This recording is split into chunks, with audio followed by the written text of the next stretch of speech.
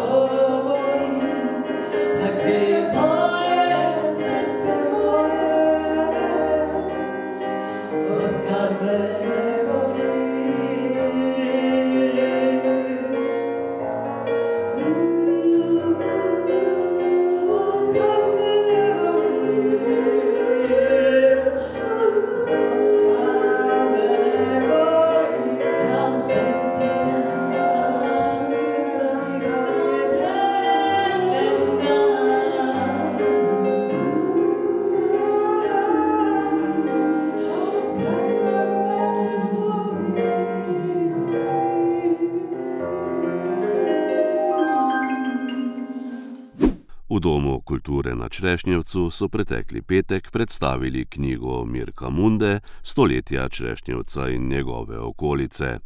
Knjiga je izšla pri Zavodu za kulturo Slovenska Bistrica. Zlasti sem vesel, ker je danes med nami tudi gospa Frančka Rajh, ki sem ji posvetil delo, ki ga danes predstavljamo. Tako sem se odločil, ker se že več kot 65 let razdaja Črešnjevcu in Črešnjevčanom in mi je pri zbiranju gradiva veliko pomagala z nasveti, svojim bogatim pisnim in slikovnim arhivom in z iskanjem sogovornikov. Iskrena hvala, gospa Rajh.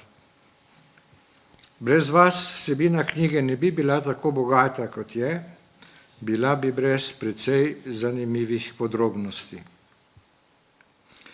Hvala tudi vsem drugim, ki so mi pomagali pri zbiranju gradiva in nastajanju te knjige. Naj jih nekaj omenim. Zavod za kulturo Slovenska Bistrica, ki ga vodi gospa Herta Žagar, je knjigo založil in izdal. Janez Ölen je opravil jezikovni pregled besedila. Magistra Mateja Lešnik je knjigo oblikovala in pripravila za tisk. Gospa Natalija Stegne, vodja oddelka za domoznanstvo knjižnice Josipa Vošnjaka v Slovenski Bistrici, je iskala gradivo o črešnjevskem območju v svoji ustanovi. Črešnjevski župnik, gospod Tomislav Šantak, in prejšnja ravnateljica osnovne šole dr. Jožeta Pučnika, gospa Lidija Milošič, sta mi dovolila, da sem pregledal župnijsko in šolsko kroniko.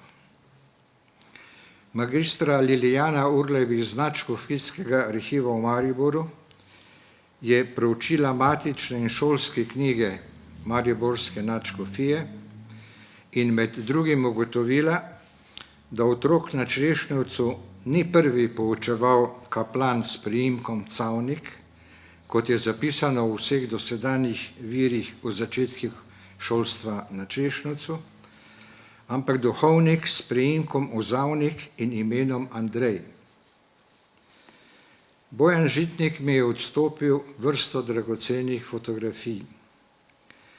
Nekaj gradiva mi je posredoval tudi predsednik Sveta krajevne skupnosti Franc Podgrajšek, predvsem pa je ves čas zavzeto podpiral izid tega dela. Izid knjige Črešnjevca in njegove okolice je podprlo 18 donatorjev. Navedeni so na koncu knjige. Hvala seveda tudi njim. Naj uvodoma še povem, da so mi vedenje o preteklosti Črešnjevca in njegove okolice bogatila tudi gradiva, ki jih hranijo v Arhivu Republike Slovenije, v Pokrajinskem arhivu Maribor, v Zgodovinskem arhivu Celje, v Slovenskem šolskem muzeju v Ljubljani in v Muzeju narodne osvoboditve Maribor. Pregledal sem tudi publikacije, ki osvetljujejo zgodovino Črešnjevca in njegove okolice. Prebral sem več knjig, katerih vsebina se dotika Črešnjevca, in preveril, kaj so pisali v Črešnjevcu slovenski časniki. Zlasti v Štajerskih listih sem našel številne zapise, ki sem jih iskal. Marsikaj sem zvedel tudi iz seminarskih in diplomskih nalog, ki govorijo o Črešnjevcu in njegovi okolici. In eden od virov so mi bili, kot sem že omenil, pogovori z domačini. Dva med njimi, gospa Marija Pirš z Lokanje vasi in gospod Bogdan Horvat z Črešnjevca, sta žal že preminila. V Zrečah je pretekli petek potekalo prvo srečanje Združenja civilnih iniciativ za Slovenijo brez vetrnih elektrarn. Skupni cilj 11 civilnih iniciativ je ohranitev narave in zdravja ljudi, zato odločno nasprotujejo trditvi, da je gradnja vetrnih elektrarn v javnem interesu javnega zdravja in varnosti. Na srečanju so predstavili perečo problematiko umeščanja vetrnih elektrarn v prostor in sprejeli nekaj sklepov in zahtev. Odločno in ostro nasprotujemo trditvi vlade Republike Slovenije, da je gradnja vetrnih elektrarn v interesu zaščite javnega zdravja in varnosti. Dejstva in strokovna mnenja seveda dokazujejo ravno nasprotno. Drugič, zahtevamo, da se upošteva volja ljudi, ki živimo na vplivnem območju, in stališča lokalne skupnosti, ki so seveda usklajena s prebivalci. Spomnimo se te izjave, tako lepo je tukaj zapisana, ne da se je pozabiti. Tretjič, nasprotujemo obstoječi zakonodaji, ki omogoča prevlado javnega interesa pridobivanja električne energije nad varovanjem narave. To je enostavno nedopustno. Četrtič, poudarjamo, da so slovenski gozdovi evropski rekorderji v absorpciji CO2 in mi bi jih zdaj v imenu zelenega prehoda posekali. Kje je odpovedala zdrava pamet? In petič, zagovarjamo trditev, da Slovenija ni primerna za gradnjo vetrnih elektrarn in podporo navajamo ugotovitve iz NEPN verzije 5. To so sestavljali ti isti ljudje, ki nas prepričujejo, da zaradi NEPN to nujno potrebujemo. In tam piše, možnost za izrabo vetrne energije v Sloveniji je zelo nizka, saj 45% vseh gospodinjstev živi na podeželju in zato je zelo malo lokacij z ustrezno hitrostjo vetra, ki sploh izpolnjuje zahteve za potreben odmik od prebivališča. Se pravi, trditev, saj je samo nekaj kmetov v bližini, zato tam lahko ne. Tudi tam tega pač ne sme biti. Da je v Sloveniji 355 območij Nature 2000 in da v Sloveniji živi okoli 22.000 živalskih in 3.500 rastlinskih vrst, med katerimi je več kot 2.000 uvrščenih na rdeči seznam ogroženih rastlinskih oziroma živalskih vrst. Tako da še nekaj pomembno, da Slovenija spada med biotsko najbolj pestre države v evropskem in svetovnem merilu in pomembno prispeva globalnim ciljem na področju biotske raznovrstnosti. Tako da tega nam nihče ne more očitati.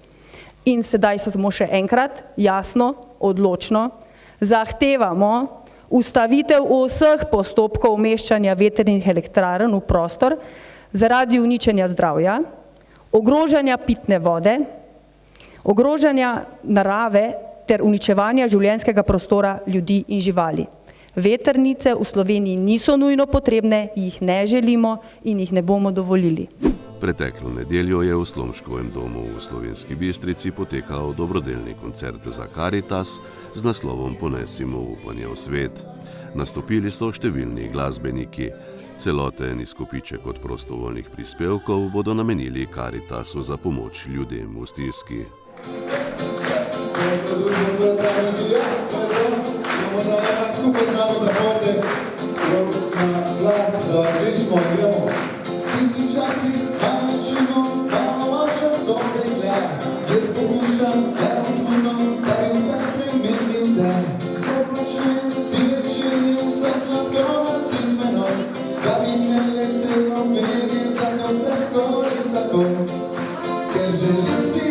Svojega življenja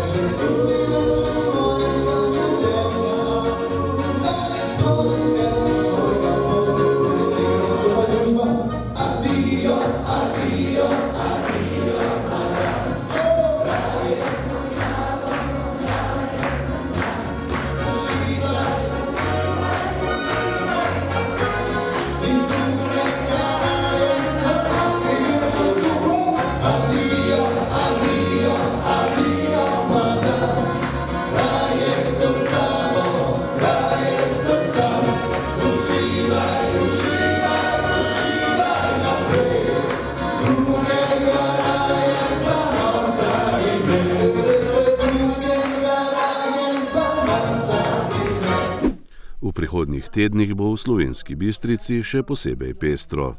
Organizatorji so nekatere večje dogodke, ki bodo potekali v mesecu maju in juniju, predstavili na ponedeljkovi novinarski konferenci.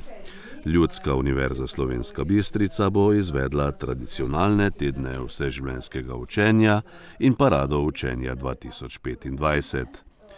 Dogajanje so podrobneje predstavile direktorica magistrica Brigita Kruder ter koordinatorici prireditve Valentina Tomasini in Darja Kušar. Vseživljenjsko učenje je tisti recept za zdravje, za zdravo življenje, za daljše življenje, za to, da se imamo fajn in da nam je dobro in da poskrbimo sami zase. Kar se tega tiče, smo se v Slovenski Bistrici povezali tudi z drugimi, mi smo koordinator, drugače imamo pa veliko podizvajalcev, s katerimi sodelujemo, zato da v tem času in tem prostoru, ki ga imamo na voljo, da smo se letos odločili tako, da bomo razširili parado malo drugače. Namenjeno je sicer, da je to, eno je to, da je to celodnevni dogodek, drugo je pa to, da se zgodi na enem osrednjem mestu. Mi smo se pa odločili, ker je za učenje, za posamezne dejavnosti, niso vsa okolja enako primerna. Danes smo recimo v učilnici, kakšne stvari se pa dogajajo tudi zunaj v naravi in vse življenjsko učenje se dogaja praktično povsod in kadarkoli in kakorkoli. Zato smo si letos zamislili, da bo parada se zgodila v mestu na različnih lokacijah. Vemo, da je potem to malo težje obvladovati, malo težje predstaviti, zato smo malo bolj na trnih. Ampak tak je.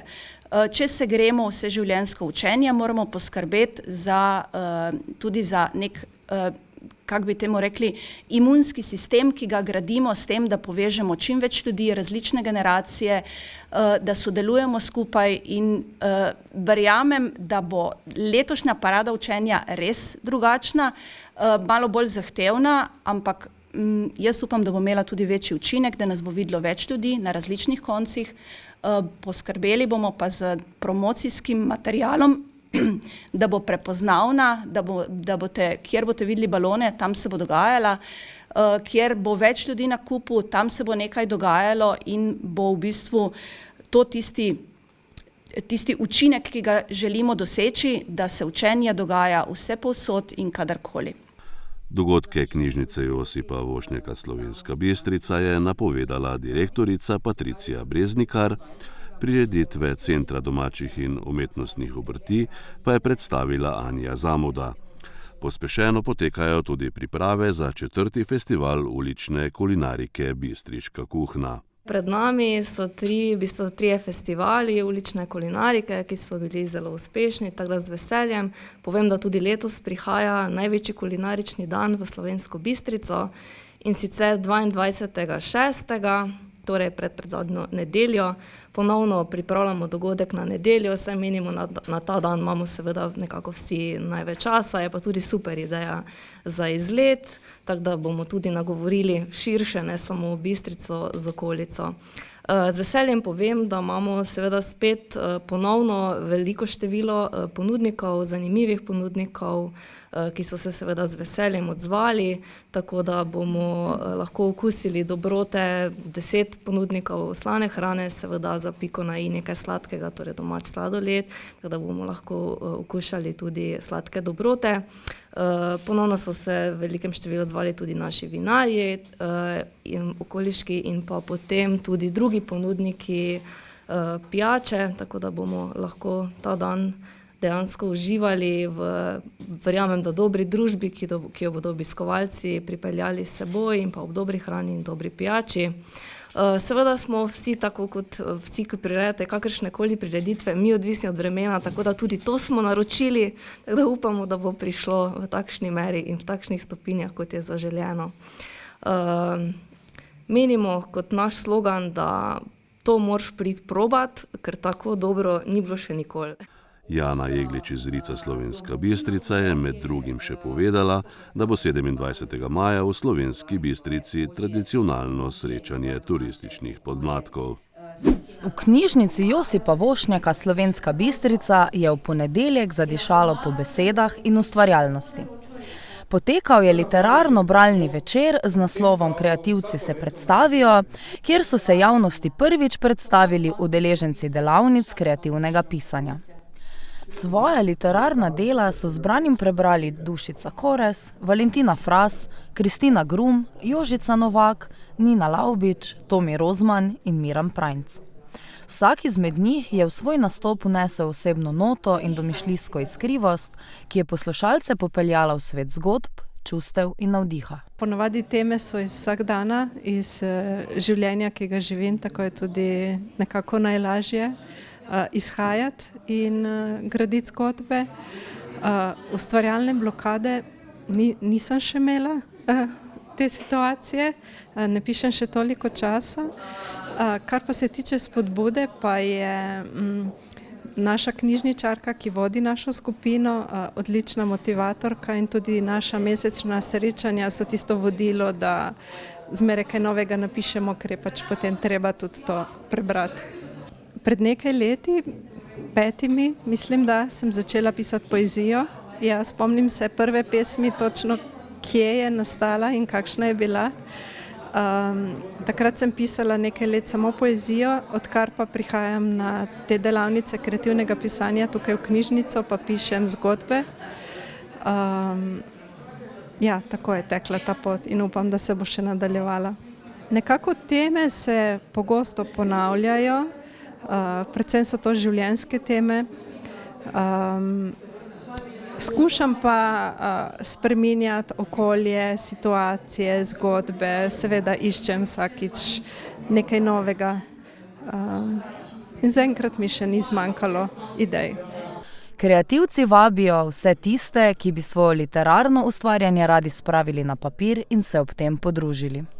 Na Trgu Svobode so se v torek dopoldne na Svetovni dan čebel predstavili čebelarji Čebelarskega društva Slovenska Bistrica. Na dogodek so povabili tudi osnovnošolce in vrtčevske otroke. Danes je Svetovni dan čebel, se pravi Slovenija oziroma Čebelarska zveza Slovenije je tista pobudnica današnji dan razglasila za dan čebel. Ta datum ni na naključje, ta datum je v bistvu rojstvo našega največjega čebelarja Antona Janše, tako da smo na to zelo ponosni Slovenci. Predstavljamo tržnico, kjer imamo degustacijo medu iz našega okolja, potem se pravi tale gradivo učno in seveda naš pano tam, ki imamo, da se lahko otroci slikajo in seveda zastavo Svetovni dan čebel. Prihajajo otroci iz osnovne šole Pohorskega odreda in seveda obiskovalci, ki prihajajo mimo, tako da je kar pestro danes tukaj. Suzana, zakaj so čebele pomembne? Zato, ker pač one nabirajo, med delajo, ne, in potem še oprašujejo ostale cvetove, pa nam naredijo med in potem imamo pač za slovenski tradicionalni zajtrk med, ja, in mi ga lahko jemo, pa še zdravje. Martin, kaj vse ste si danes tukaj ogledali, kaj ti je bilo všeč? Danes sem si ogledal pač veliko zanimivosti meda, smo jih tudi lahko poskusili, sem videl satovje, matice, sem marsikaj novega izvedel in se zabaval. Komunala Slovenska Bistrica je ob tej priložnosti znova okrasila trg, tokrat v znamenju čebel. V Slovenski Bistrici je v sredo potekala tradicionalna parada učenja. Ljudska univerza Slovenska Bistrica je znova pripravila pester program. Več o dogajanju na letošnji paradi učenja je povedala direktorica Ljudske univerze Slovenska Bistrica Brigita Kruder. Mi se vedno zelo veselimo tednu vseživljenjskega učenja in še posebej parade učenja. To je priložnost, da pokažemo svojo inovativnost, da aktiviramo lokalno skupnost, da damo priložnost vsem, ki jih mogoče med letom ne vidimo in ne slišimo. In letošnjo parado smo imenovali Ljudje za ljudi. Je tako imenovana razpršena parada, kar pomeni, da imamo tukaj na Trgu Svobode informacijsko stojnico, kjer bo ves dan mogoče dobiti informacije o tem, kaj vse se na področju vseživljenjskega učenja v našem mestu dogaja. Se pa dogodki odvijajo tudi na 6 drugih lokacijah. Rekli smo, tam, kjer je bolj primerno, tam bomo to izvedli. Tako je slikarska delavnica v centru Metulj, tako je pravljica za otroke v vrtcu, tako je ustvarjalna delavnica na Ljudski univerzi. Na Ljudski univerzi je tudi izmenjevalnica otroških oblačil in igrač. Lahko igrate pa tudi šah v parku in popoldne bomo v malem parku za knjižnico še poslušali poezijo, prepevali in se družili z umetniki, ki so v letošnjem letu izdali svoje knjige. Pa tudi še pravljice iz kufra bodo.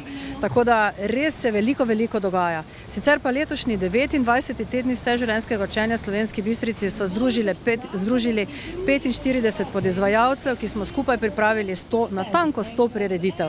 Tako da za vsakega se bo našlo nekaj. Visoka zmaga nogometašev Ketjemi in Pol Bistrice proti ekipi Jadrana iz Dekanov z 8-2 in to v zadnji tekmi na domačem igrišču sezone 2024-25 je bilo najlepše darilo za zveste navijače. Ti so namreč domače ljubljence spremljali v velikem številu. Čestitke navijačem, res je lepo videti v Bistrici, ko navijajo z dušo, z srcem in res vse čestitke. Tudi na gostovanja pridejo, tako da kapo dol. Goliado domačih je v tekmi proti Jadranu začel najboljši strelec druge lige Stanislav Krapuhin, ki je v srečanju dosegel 3 gole. Pod prvega se je podpisal v 11. minuti, ko je po prekršku nad njim dosojeno 11-metrovko izvedel sam za vodstvo z 1-0. Svoj drugi gol je dosegel že v prvem delu igre. Tretjega v drugem polčasu pa v 63. minuti. S klasičnim hat-trickom je z 19 goli v prvenstvu potrdil naziv kralja strelcev druge lige že pred zadnjimi 90 minutami igre. Imamo najboljšega strelca lige, Stane je res nivo pred vsemi, kar se tiče v ligi. In to je tudi odraz tega, dosti golov smo dali, njemu se je odprlo in če ne zabija, pa je dosti asistiral ali pa bil zraven pri zadetku. Tako so torej igralci v rdeči športni opremi povedli v 11. minuti srečanja. Proti Dekanom Krapuhin pa je dosegel svoj 17. gol. Primorci so na vodstvo gostiteljev odgovorili v 16. minuti. Za izenačenje na 1-1 je zabil z glavo Filip Pobi. Ivijan Svržnjak je iz drugega poizkusa v tej akciji gostitelje popeljal do vodstva 2-1. V 37. minuti je Krapuhin sam krenil proti Denisu Zuliću in ga tudi premagal za vodstvo s 3-1. Še 2 gola so gledalci videli v prvem delu igre. Četrtega za gostitelje pa je zrežiral Anej Dukarič. Pa ja, zdaj se vidi, da se ekipa malo bolj sprostira, nekako konec prvenstva, proti koncu prvenstva ekipa vedno bolj sproščena in ko tako igramo, ko smo sproščeni, nekako napad lažje steče, manj stresa in pa boljše akcije. Primorci so v prvih 45 minutah igre svoj drugi in zadnji gol na tekmi dosegli v zadnji minuti prvega polčasa. Friedricha je premagal Matija Borin. Brez glave in repa, ne vem, zgledamo, kot da smo prvič skupaj, kot da ne treniramo skupaj. In trenutno sem brez besed, ne vem sploh kaj povedati. Bogu hvala, da je pred nami samo še eno kolo in da smo ostali v ligi, ker če ne bi, lahko je bilo zelo hujše. V ekipi pa je manjkalo tudi nekaj standardnih igralcev iz mladinske zasedbe. Moramo si priznati, da nekateri mladinci so nosilci v naši ekipi in vsakega, ki ni, se pozna. Če smo v prvem delu videli 6 golov, je v drugem žoga pot v mrežo našla 4-krat in to samo v mrežo gostov iz Dekanov. V drugem polčasu najprej priložnost gostov. Odgovor na njihov poizkus pa so dobili v 63. minuti, našel pa ga je Krapuhin in to za vodstvo 5-2. V 69. minuti je pri gostiteljih v igro vstopil Marcos Tavares mlajši, ki je že v prvem stiku žogo imel možnost doseči gol. Na tega je počakal do 75. minute, ko je povišal vodstvo na 6-2. Pri prvem golu sem imel malo sreče, to jim moram priznati, ampak pri drugem golu mi je lepo Krapuhin podal. Dobro sodelujemo tudi na treningih, tako da mi je pomagal tudi do drugega zadetka. Kombinacija domačega napadalnega dvojca Krapuhin-Tavares, gol slednjega in to za vodstvo Bistrice 7-2. Ja, vesel sem, da sem lahko ekipi pomagal z 2 goloma, vesel sem, da sem lahko prvič dal tudi 2 gola za Bistrico, tako da sem vesel. Pomočnik trenerja Bistrice Anže Stegne, ki je bil na tem srečanju večino časa ob igrišču, zaradi polaganja trenerske licence Pro UEFA je opravil vse menjave, med katerimi je priložnost dobil tudi 19-letni Rene Škerget. Za zaupanje za minutažo pa je zadev v 86. minuti, ko je bilo za njim 8 minut igre. Pa meni je bila ta sezona vrejo, dosti novih izkušenj sem dobil, ker je to pač moje prvo leto v članskem nogometu. Tako da iz vsega sem se nekaj naučil, zdaj pa upamo, da bom še več dobil minutaže, pa gremo samo gor. 8. gol in visoka zmaga domače zasedbe, ki je pred domačimi gledalci v tem prvenstvu dosegla 30 točk. Skupno pa imajo nogometaši Bistrice 51 točk in 6. mesto na prvenstveni lestvici. Na domačem igrišču smo bili skoraj da nepremagljivi, dobro smo nabirali točke. Seveda je bil cilj, da se sezona na domačem igrišču zaključi z zmago, da je publika zadovoljna, da oni so tisti, zaradi katerih igramo. V zadnjem 30. krogu pa Bistričani gostujejo v sosednjih Slovenskih Konjicah pri 11-terici Dravinje. Vedno je lažje iti za zmago v drugo tekmo. Evo, še en derbi, zadnja tekma, Poslastica v Konjicah. Mislim, da bo prava tekma. V bojni bomo hoteli zmagati, se pokazati.